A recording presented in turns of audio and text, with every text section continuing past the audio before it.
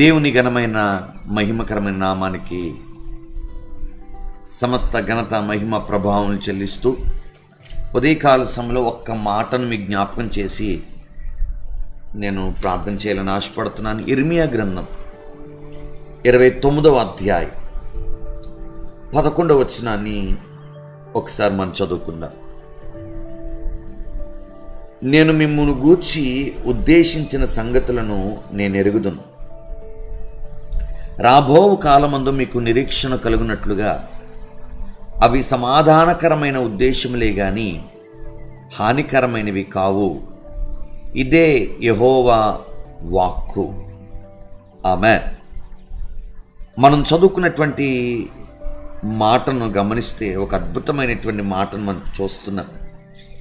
నేను మిమ్మల్ని గూర్చి ఉద్దేశించిన సంగతులను నేను ఎరుగుదును, రాబో కాలమునందు మీకు నిరీక్షణ కలుగునట్లు అవి సమాధానకరమైన ఉద్దేశములే, హానికరమైనవి కావు అంటున్నాడు ఆయన. ఎందుకు ఈ మాటను ప్రభు జ్ఞాపకం చేస్తున్నారంటే, మన జీవితాల్లో మనకు ఎదురుపడుతున్నటువంటి పరిస్థితుల్ని మనం చూసుకొని ఎందుకు ఇట్లా జరుగుతుంది, దేవుడు వాగ్దానం చేసింది ఒకటి కదా, నా జీవితంలో జరుగుతున్నది చాలా ప్రతికూలమైనటువంటి పరిస్థితులు కదా,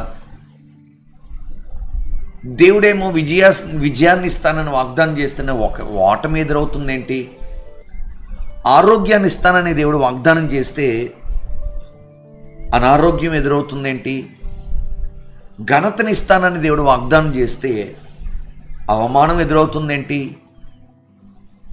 నేను నీకు తోడై ఉంటాను అని ప్రభు వాగ్దానం చేస్తే ఒంటరి పరిస్థితులను ఎదుర్కొంటున్నానేంటి.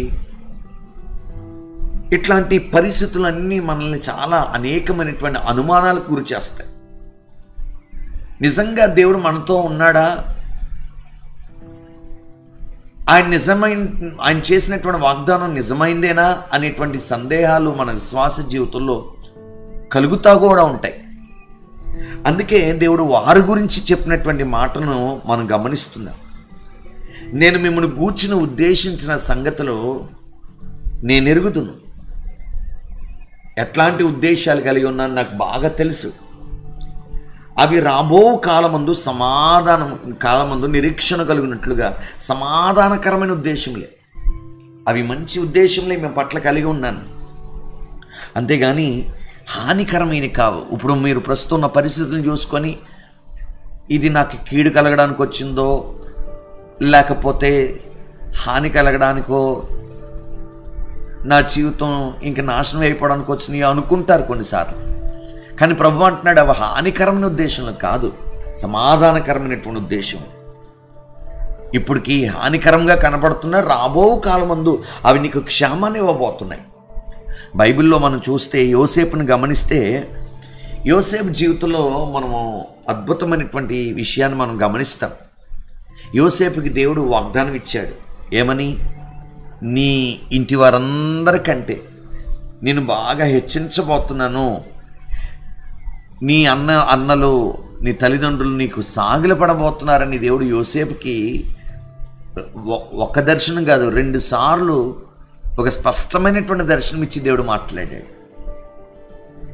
ఎప్పుడైతే ఆ దర్శనం పొందుకున్నాడో ఆ దర్శనాన్ని బట్టి సంతోషించేటువంటి లోపులోనే అతని జీవితాల్లో కష్టాలు ప్రారంభమయ్యాయి, శ్రమలు ప్రారంభమయ్యాయి.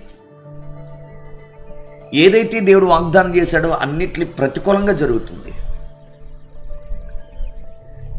ఈరోజు మన జీవితాల్లో కూడా అట్లానే వాగ్దానం పొందుకున్న తర్వాత దేవుని చిత్తం మన జీవితంలో ప్రారంభమైన తర్వాత అన్నీ చాలా ప్రతికూలంగా కనబడతాయి. కానీ అవేవి కూడా మన జీవితాల్లో హానికరమైనటువంటి ఉద్దేశం కాదని ప్రభువు జ్ఞాపకం చేస్తున్నాడు. యోసేపుకి నిందలు ఎదురయ్యాయి, అవమానాలు ఎదురయ్యాయి, ఒంటరితనం ఎదురైంది, అన్నీలందరూ తృణీకరించారు, నీళ్ళు లేని గుంటలో త్రోసివేశారు. ఇంటి వారందరికంటే హెచ్చిస్తానని వాగ్దానం చేసిన దేవుడు ఇంటి వారికే దేవుడు దూరం చేసేసాడు. ఐగుప్తుకి దేవుడు తీసుకుని వెళ్ళిపోయాడు, బానిసత్వంలోనికి అతను వెళ్ళిపోయాడు.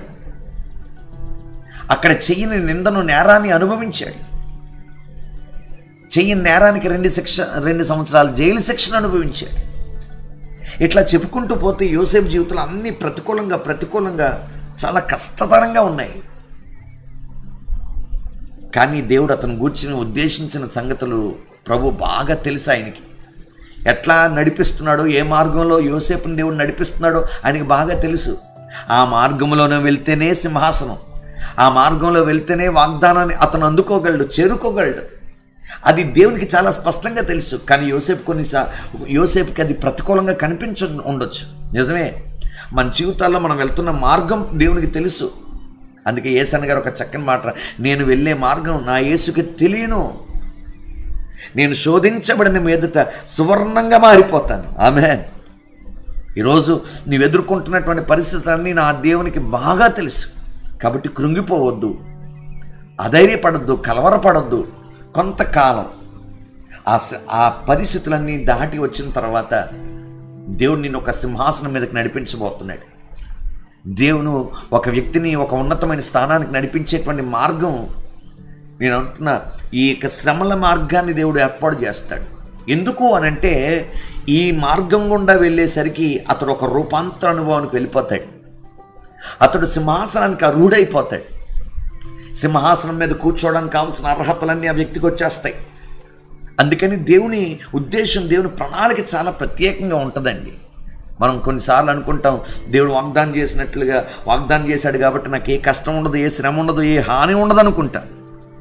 కానీ దేవుడు ఏ వ్యక్తిని కూడా శ్రమలు లేకుండా, ఇబ్బందులు లేకుండా ఏ వ్యక్తిని ఒక ఉన్నతమైన సింహాసనం మీదకి నడిపించలేడు.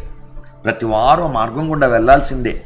ఒకవేళ నీవు కూడా అట్లాంటి మార్గం గుండా వెళ్తున్నావేమో, కాబట్టి కలవరపడొద్దు. ప్రభు ఈరోజు స్పష్టంగా మరలా నీతో మాట్లాడుతున్నాడు. నేను మిమ్మల్ని గూర్చిన ఉద్దేశించిన సంగతులను నేను ఎరుగుదును. నో, నేను మిమ్మల్ని ఎట్లా నడిపిస్తున్నానో నాకు తెలుసు. మీరు వెళ్ళే మార్గం నాకు తెలుసు. నాకు తెలియదు అనుకోకండి. నాకు తెలియకుండా జరుగుతున్నాయి అనుకుంటున్నారేమో. లేదు, అన్నీ నేను చూస్తున్నాను. నేనే మిమ్మల్ని నడిపిస్తున్నాను. ఒకరోజు మిమ్మల్ని సింహాసనాన్ని నడిపించబోతున్నాను. మీరు వెళ్ళేటువంటి మార్గం ఎట్లాంటి మార్గమో తెలుసా? సింహాసనానికి అది రాజమార్గం. అది కష్టంగా, ప్రతికూలంగా, అది చాలా ఇబ్బందికరంగా, కీడు కలిగించేదిగా కనబడుతుందేమో. కానీ మీరు ఊహించిన దానికంటే, మీరు అడిగిన దానికంటే ఉన్నతమైనటువంటి మెట్టుకు నేను మిమ్మల్ని చేర్చబోతున్నాను. ఆమేన్. ఇది ప్రభు మన జీవితంలో చేసినటువంటి వాగ్దానం. కాబట్టి నిశ్చయముగా ఈ వాగ్దానాన్ని దేవుడు మన జీవితంలో స్థిరపరిచి ప్రభు మనల్ని అందరినీ ఆశీర్వదించి నడిపించునుగాక. ఆమేన్. చిన్న ప్రార్థన చేసుకుందాం. పరిశుద్ధుడా, పరమ తండ్రి, నీకు వందనాలు. నమ్మదగిన దేవుడు, మమ్మల్ని గూర్చిన ఉద్దేశించిన సంగతులను బాగా ఎరిగిన దేవుడు. నిజమే, మాకు హానికరంగా కనబడుతున్నాయి, ప్రతికూలంగా కనబడుతున్నాయి, కష్టంగా కనబడుతున్నాయి. కానీ ఒకరోజు మమ్మల్ని సింహాసనాన్ని నడిపించబోతున్నామని నిరీక్షణతో, ధైర్యంతో ముందుకు సాగిపోతున్నాను. మాకు సహాయం చేయండి. ప్రతి శ్రమను ఎదుర్కొని నీ పోలికలోనికి, నీ రూపాంతరంలోనికి మార్చబడినట్లుగా కృపను అనుగ్రహించి నడిపించమని నీ సందులో ప్రార్థన చేస్తున్నామయ్యా. కృప వెంబడి కృపను చూపి నడిపించి బలపరచండి, దీవించి ఆశీర్వదించండి.